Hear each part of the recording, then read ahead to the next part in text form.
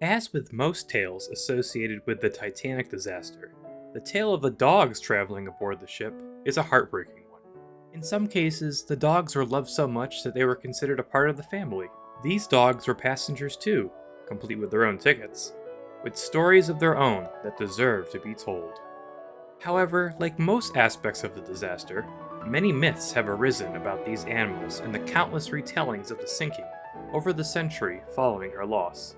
In this series, we're going to pull back the curtain and take a closer look at the furry, four-legged friends and more that traveled aboard Titanic. In this first part, we will tell the backstory of the dogs that we know sailed on the great ship, detailing the happier times that preceded Titanic's maiden voyage. In part 2, we'll detail how the pets spent their time aboard ship heading to America. We will also discuss the numerous myths and legends that still are being spread today about these animals. And of course, we'll tell of the tragic end that many of the dogs on board met.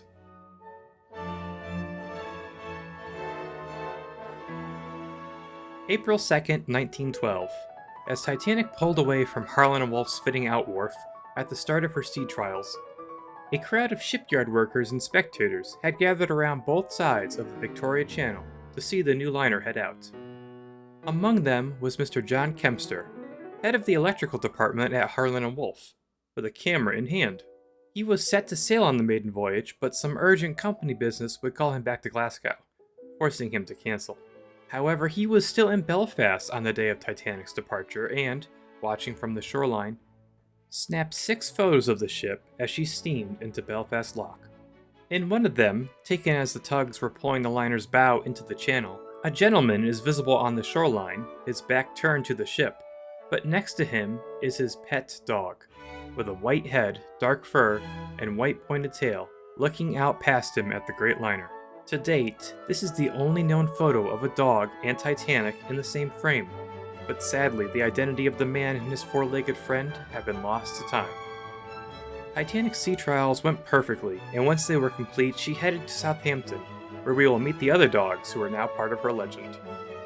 Titanic spent just a week in Southampton as she was prepared for departure on April 10th. However, the first animals going aboard in port weren't passengers' cute little lapdogs. In fact, they weren't even alive. They came aboard in the form of beef, back and ham, mutton and lamb, fish and fresh poultry for the ship's provisions, all kept deep down in the ship's refrigerated holds on G-deck and the orlop deck. Other animal products included eggs, fresh milk, cream, butter, and cheese. Among the few live animals aboard kept in tanks were lobsters and oysters, with the latter even having their own locker in the first-class pantry on D-deck. But when they got there, those oysters were no longer alive. Titanic's commercial cargo was full of animal products as well. There were a dozen cases of ostrich feathers, no doubt heading to a milliner somewhere in the States, to be used in fashionable ladies' hats. Several cases of hatter's fur were also present, along with plenty of wool and leather, as well as rabbit and goat skins. Cheese was one of the most common cargo items, with hundreds of bundles being loaded into the holds. When departure day arrived, it was time for passengers, both human and animal alike, to board. It's possible that among the earliest arrivals at the docks were the Carters and their staff. Mr. William E. Carter and his wife, Lucille, were both prominent figures in society back home in Bryn Mawr, Pennsylvania. The couple was accompanied by their 2 children, who both shared their forenames, 14-year-old Lucille and 11-year-old William. The staff included Mr. Alexander Cairns, manservant to Mr. Carter, and Mrs. Augusta Serapla, Mrs. Carter's personal maid. A new member of the group was Mr. Augustus Aldworth, the family's personal chauffeur, who was hired following Mr. Carter's purchase of a brand new Renault automobile, which was famously being transported back to the States in Titanic's cargo hold. Though it is commonly referred to as a 1912 Renault Type CB Coupe de Ville, which we too have been guilty of claiming it was. Titanic historian Don Lynch has recently pointed out that the car's exact model is unknown. It was one of a kind, as were most high-end cars of the day, but the design specifics have been lost to history, leaving this luxury automobile a bit of a mystery. Along with the Renault, the family were bringing along their 2 dogs. One was Mrs. Carter's beloved lapdog, Hee Too, spelled Hee space Too, and the other named Mogul, who had likely belonged to the children. While the breeds of both dogs have been the subject of debate among researchers in years past and are still up in the air, Mogul is commonly accepted to have been an Airedale Terrier and was on the older side, though some believe he was a King Charles Spaniel. On the other hand, he too has been described as both a King Charles Spaniel and Pekingese, though his Eastern-inspired name would greatly hint at the latter. There is also some evidence that points to him being a Japanese Chin as well. Whatever the case may be, he was a very small lapdog, which were, and still are, very fashionable among the upper-class ladies.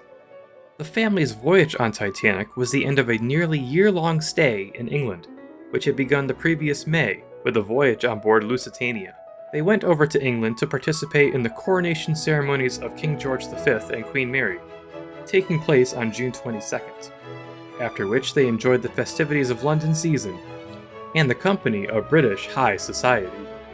The Carters were both very athletic. Mr. Carter was a fine horseman and skilled polo player, and Mrs. Carter shared her husband's equestrian interests, even being said to rival him when it came to driving a four-in-hand, also known as a carriage drawn by a team of 4 horses.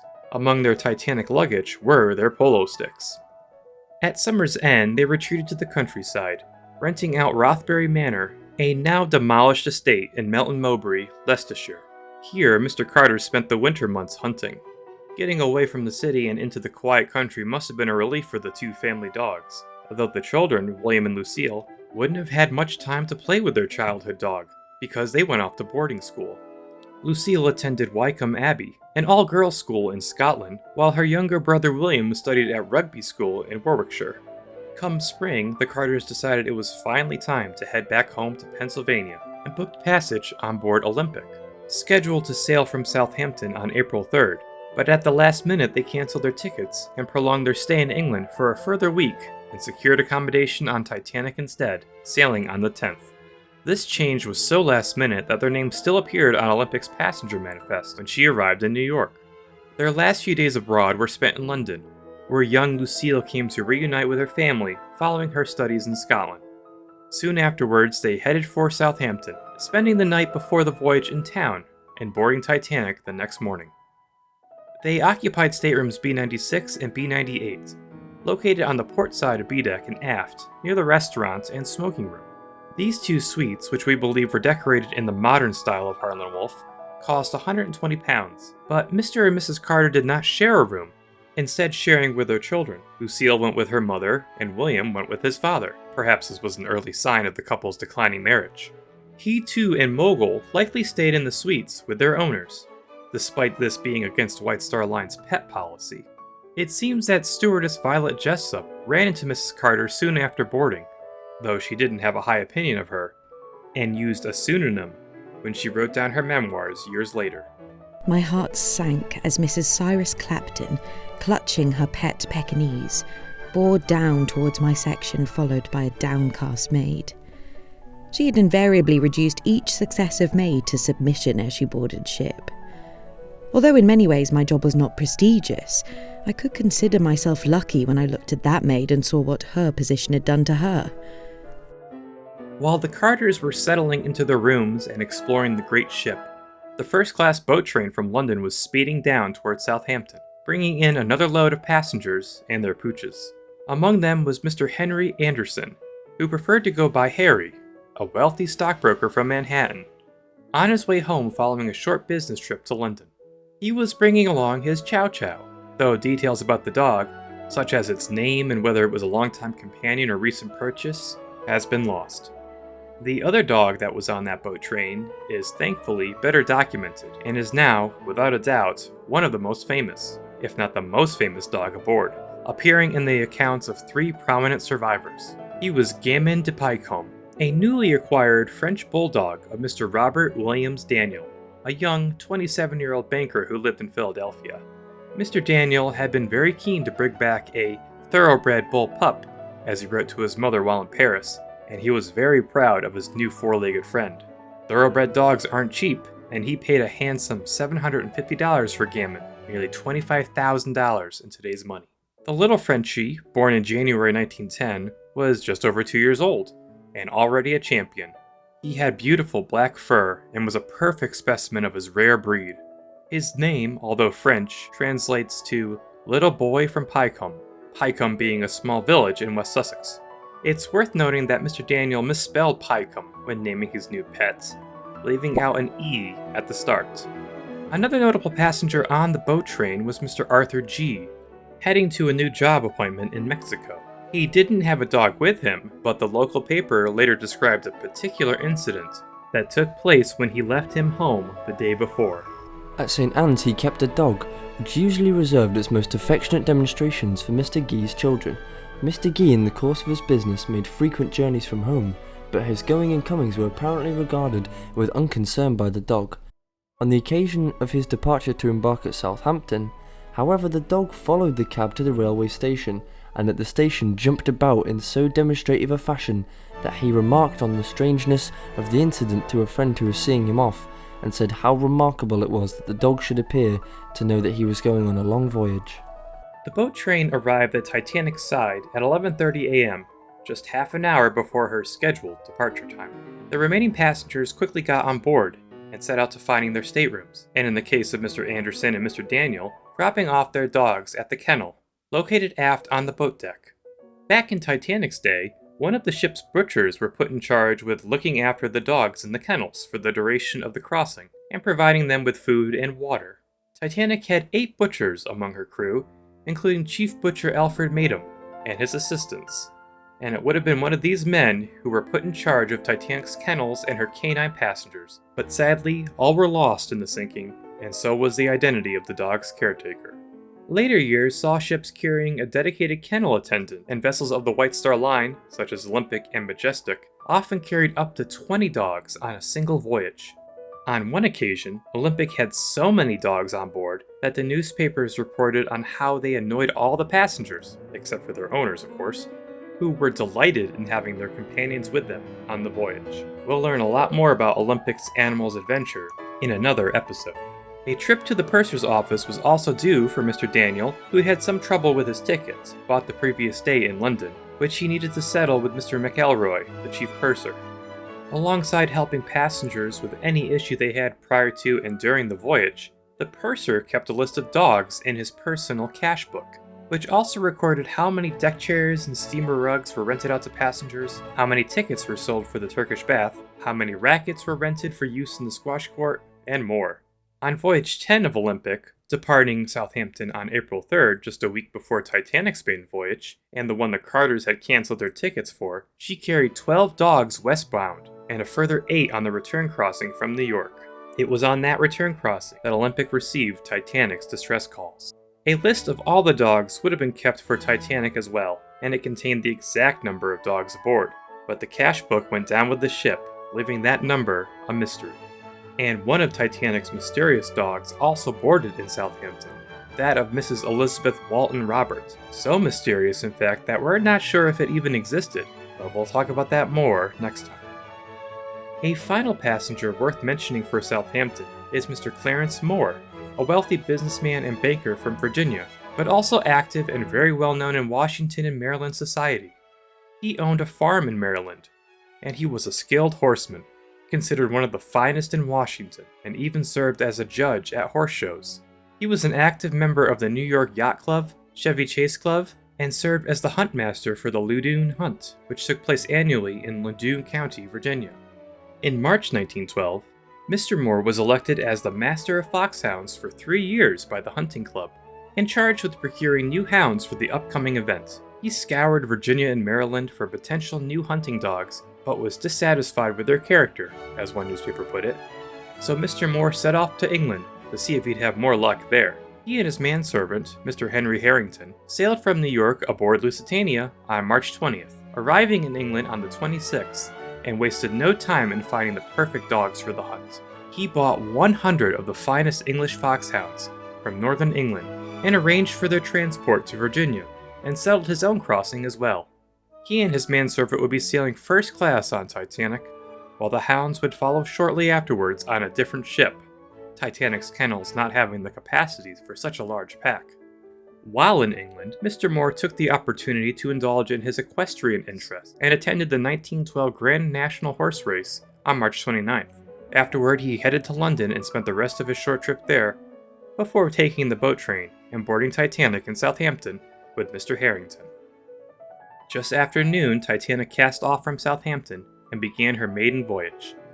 After a trip down Southampton water and a near collision with the liner New York, she reached the English Channel and started towards Cherbourg, her first port of call, and where the bulk of first-class passengers would board the ship, along with the last batch of dogs. Titanic's mishap in Southampton had delayed her a bit, and she arrived in France behind schedule, leaving passengers waiting on board Nomadic, her first and second-class tender, longer than they expected. Over 100 first-class passengers were waiting on board. The most prominent of the group were, without a doubt, the Astors of New York, returning home following their long Egyptian honeymoon, and still surrounded by the scandal of their recent wedding. Colonel John Jacob Astor IV had been married to his first wife, Mrs. Ada Lowell Astor, for nearly 20 years, and the news that she'd sued for divorce in 1909 had shocked all of New York. The surrounding scandal was further exacerbated by the news of Colonel Astor's engagement to Mrs. Madeline Force in August 1911.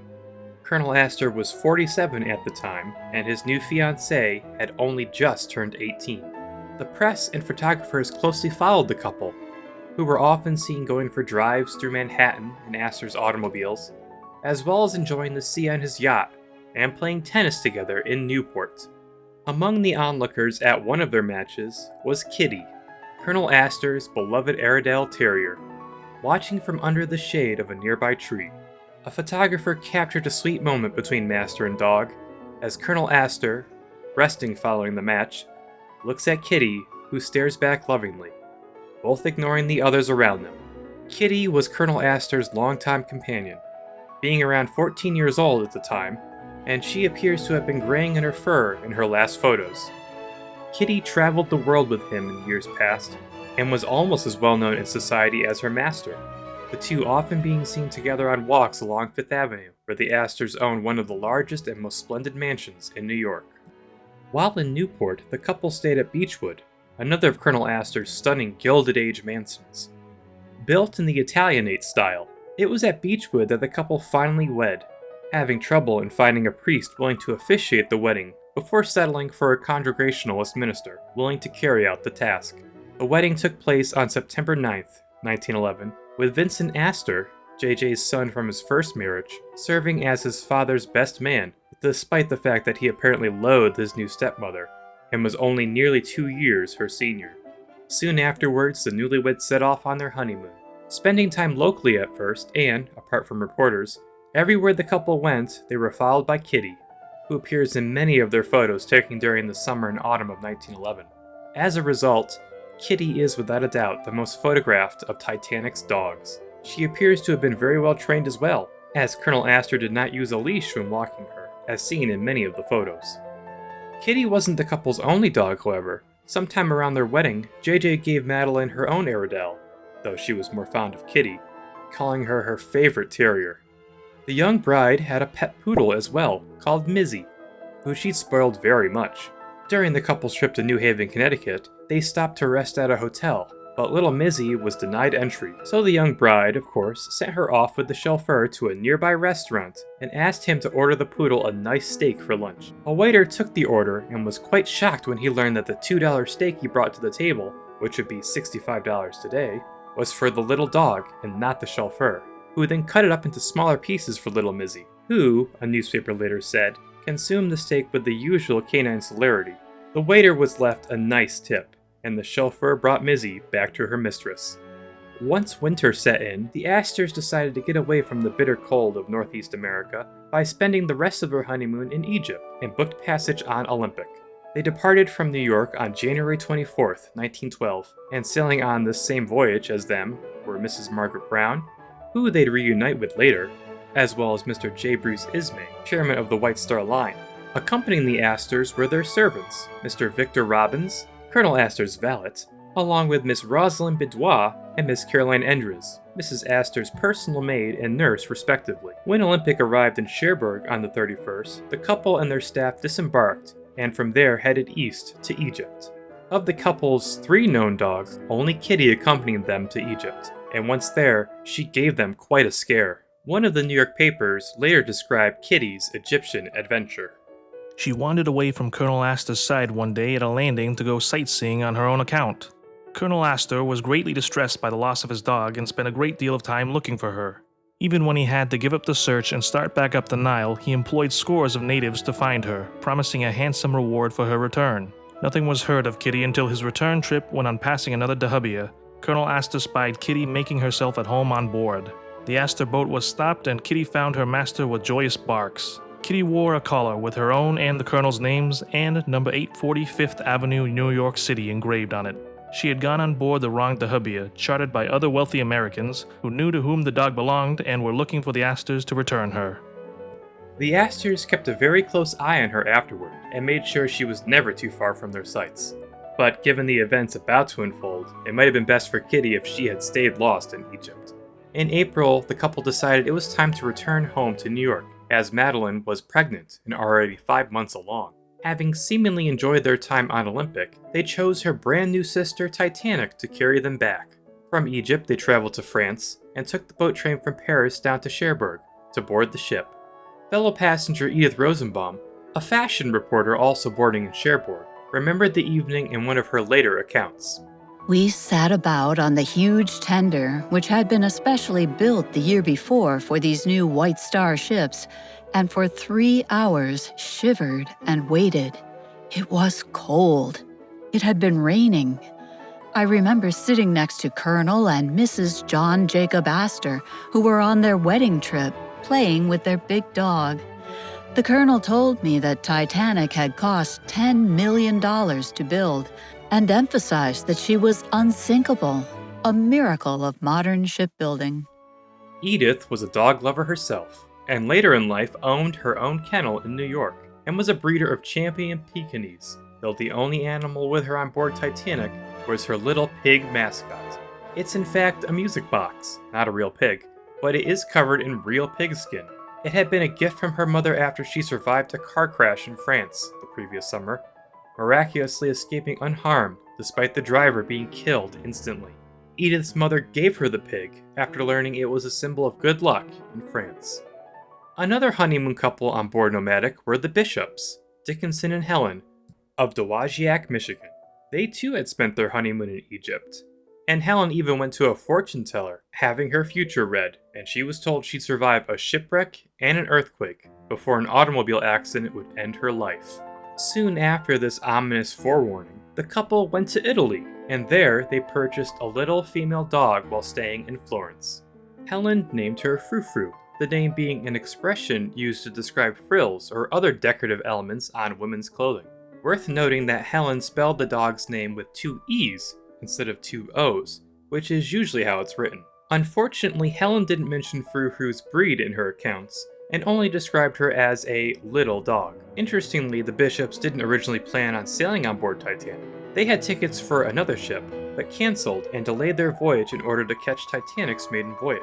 Perhaps Helen had grown anxious after the fortune teller told her of an impending shipwreck in her future, so she urged her husband to sail instead on the unsinkable Titanic to ease her worries. There were plenty of other little dogs on Nomadic to keep Freu Freu company.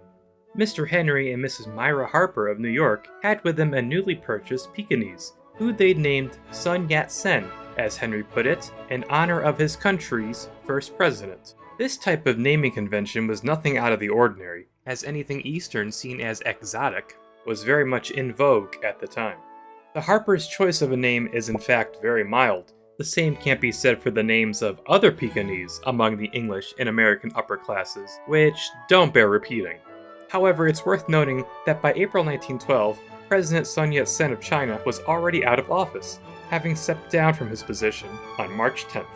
The Harpers were returning from a long stay in Egypt as well, a very popular tourist destination for wealthy Americans, if it wasn't already obvious. Unlike the other Egyptian couples on board, the Harpers weren't honeymooners. In fact, they were both in their late 40s and had been married well over 20 years. During their Egyptian vacation, they met Mr. Hamad Hassab.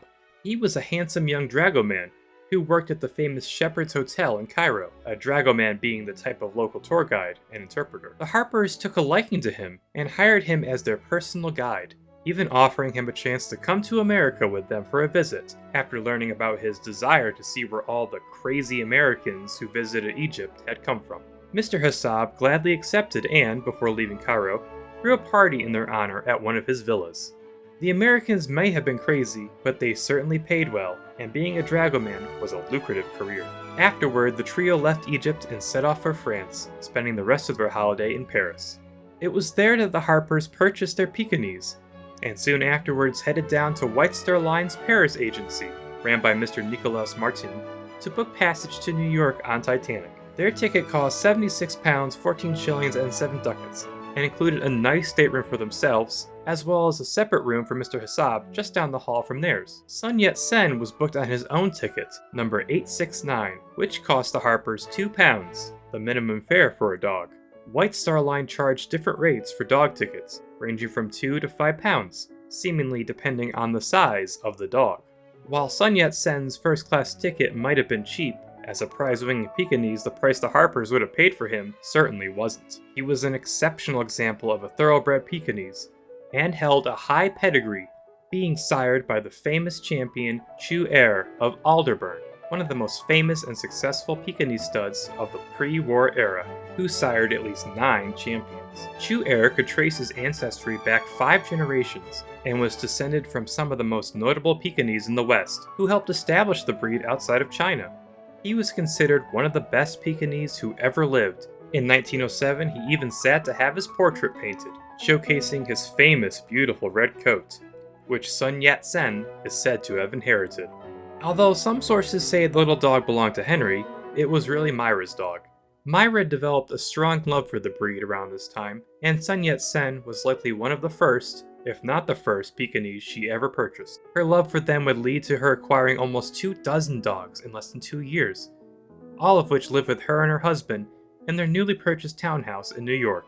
Pekingese dogs were quickly becoming the most popular lapdogs for the rich and had already eclipsed the Pomeranian in popularity. But speaking of Pomeranians, 2 of them were boarding the ship in Cherbourg. One of them belonged to Miss Elizabeth Rothschild, returning to New York from a European holiday with her husband, Martin. Sadly, not much is known about this particular dog. Neither its name nor its sex has survived time. The other Pomeranian belonged to Miss Margaret Hayes, a member of a well-known Manhattan family, not to be confused with Charles Melville Hayes, president of the Grand Trunk and Grand Trunk Pacific Railway, and his family who were also sailing on board Titanic. Mrs. Hayes was traveling with an old school friend of hers, Miss Olive Earnshaw, and Olive's mother, Mrs. Lily Potter. Olive was going through a rough divorce and had recently lost her father, so her mother decided to take her abroad for a long holiday to take her mind off things, and Margaret was invited along. The trio set off from New York in December 1911 and spent the winter traveling through, where else, Egypt and the Middle East, before wrapping up their vacation in Italy and France. While in Turkey, then part of the Ottoman Empire, the group heard about the upcoming maiden voyage of Titanic and were intrigued by the luxury of the new liner, so they canceled their previous tickets on a different ship and chose to sail on Titanic. Their last days abroad were spent in Paris, where they gained a new addition to their group. A friend of Margaret's who lived in the city gifted her a Pomeranian with a soft silken brown coat and beautiful matching brown eyes. Margaret named him Bebe, a fitting name as he was still just a puppy. Misinformation about Bebe is often shared and reposted online, claiming he was actually a female dog named Lady, but this is untrue. All contemporary accounts and articles state he was a male Pomeranian called Bebe. Our final dog boarding in Cherbourg belonged to Mr. William Dulles. In January 1912, Mr. Dulles, accompanied by his mother, sailed for Europe. When he decided to return home in April 1912, his mother staying on in Paris for a while longer, his shipboard companion was a dog, whose ticket, number 868, cost around £2, same as Son Yat Sen. This might have been a brand new dog he'd just purchased in France. But there is also a strong possibility that he was traveling with his gorgeous brindle Scottish Terrier, Ems Chevalier. Ems Chevalier was born in Clifton, England on June 6, 1904, at the Ems Kennels of famous and respected Scottish Terrier breeder Mr. William L. McCandlish. Little Chevalier, whose name translates to knight in French, had plenty of other dogs and puppies to keep him company in his youth, as Mr. McCandlish kept well over 30 terriers at his kennels. One visitor described them all as perfectly uniform in appearance, a testament to Mr. McCandlish's skill as a breeder. The great dog Ems Chevalier, as one publication called him, was the offspring of Cam Owen Laddie and Carter Jean. His impressive pedigree stretched back multiple generations and was soon put to good use. He began competing in March 1905, and at just over a year old he became a champion, winning his first place at a dog show held in Vivry Park in Taunton, England, on July 13, 1905. This was just the start of a long and successful career as a show dog, and he eventually went on to win at least 8 championships and no fewer than 200 first-place prizes in other shows.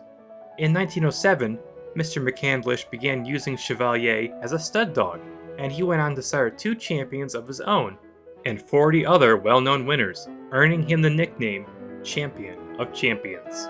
In 1909, Chevalier was bought by Dr. Calston Yates Ford and brought to America on board White Star's Adriatic on October 7th. Chevalier was subsequently purchased by Mr. William Dulles sometime in late 1909 or early 1910. Chevalier made his American debut at the Westminster Kennel Club Dog Show in February 1910 and came in 3rd in the Scottish Terrier class. Quite respectable considering he lost to Ticklum Jock, who went on to win Best in Show the following year, the first of the breed to do so. Other shows and better results followed soon afterwards. Mr. Dulles also started using Chevalier as a stud dog at the Newcastle Kennels, and by the spring of 1911, the champion had sired a number of remarkable show dogs, including Bodkin, Clipper, and Greyrock, just to name a few. Despite Chevalier's life being so well documented, for example, he's the only Titanic-related dog for whom we have an exact date of birth, as well as being one of only a handful who were photographed, we still can't be certain that he accompanied Mr. Dulles on his trip to Europe and then on board Titanic, but we will delve into that matter in episode 2. Mr. Dulles' dog, whether he was Ems Chevalier or not, wraps up the list of known dogs on board Titanic. There were 10 dogs whose presence on board is unquestionable, and an 11th dog is likely, but we can't end the video without mentioning Titanic's feathered passengers. There were 5 birds known to have been aboard the maiden voyage. The first aboard was a canary, belonging to 3rd-class passenger Mrs. Marian Meanwell, who joined the ship in Southampton. A 63-year-old milliner, or maker of women's hats, she was leaving England behind and immigrating to New York to be with her recently widowed daughter and her 2 young grandchildren. The cost to bring along her beloved canary was an extra 5 shillings on top of her £8 1 shilling 3rd-class ticket. The little bird was kept in a cage and most likely stayed with Mrs. Meanwell in her cabin. In recent years, it was claimed that this canary belonged to Mr. Meanwell, supposedly a relative of Marian's, who had asked her to bring the bird over to him in France, and subsequently the bird left the ship when Titanic called at Cherbourg, the bird being kept in the purser's office for the duration of the cross-channel crossing. However, there is absolutely no evidence to support this claim. The canary belonged to Mrs. Meanwell herself and was with her for the entire duration of the voyage. Despite this, Cherbourg still has a bird-related connection to Titanic, as that is where Mrs. Ella White's chickens come aboard. A wealthy widow returning from her European holiday, she purchased 2 prize roosters and 2 hens during her stay in France, with the hopes of improving her already existing stock back home at her estate in Westchester, New York, though she spent most of her time in the Waldorf Astoria Hotel in New York City. Sailing with Mrs. White was Miss Marie Grice Young, a close friend, wink wink, she had met 2 years previously. The 2 women were very close, said to be inseparable, and had recently moved in together. Oh my god, they were roommates. They both looked forward to spending more time upstate, expanding their garden and breeding chickens. These birds complete Titanic's complement of animal passengers. Following a quick stop at Queenstown the next day, Titanic entered the open waters of the Atlantic and sailed onward into history. Be sure to stay tuned for part 2 in the coming weeks, where we will discuss how the animals spent their days at sea and what happened to them all on that fateful night when Titanic went down. We'll also discuss a few other mystery dogs, as well as a cat or 2, and tackle the myths surrounding them.